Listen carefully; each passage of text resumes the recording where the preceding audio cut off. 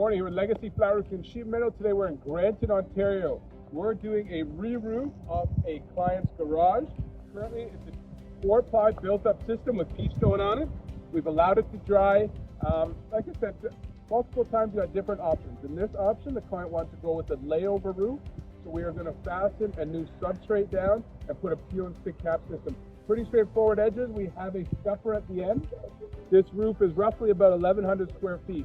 So we're going to put a new substrate down, new base sheet, and new cap sheet. We'll show you guys what's like. Thank you so much.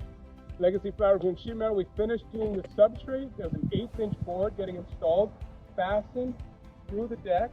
A lot of the prep work was done. The old peach stone was taken down. It was allowed to dry for a few days, and away we'll go.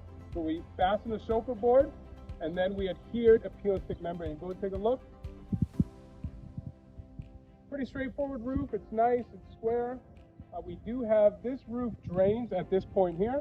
So we have a scupper that we're roofing in place, and all the water sheds this way. So we shingle fashion the layers properly so the water sheds with the lines of the overlap. So there we go. We are going to prime it, get some metal flashing in. We'll show you what it looks like. Thank you. Okay, Legacy Flat Roofing, we finished the job in Granton. This was an existing garage. We did a layover system.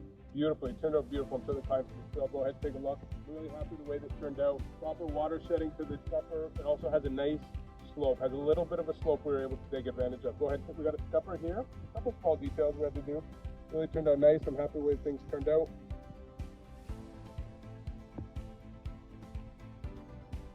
If you are in southwestern Ontario, we'd love to hear from you. You can find us online at legacyroofs.com. Thank you so much.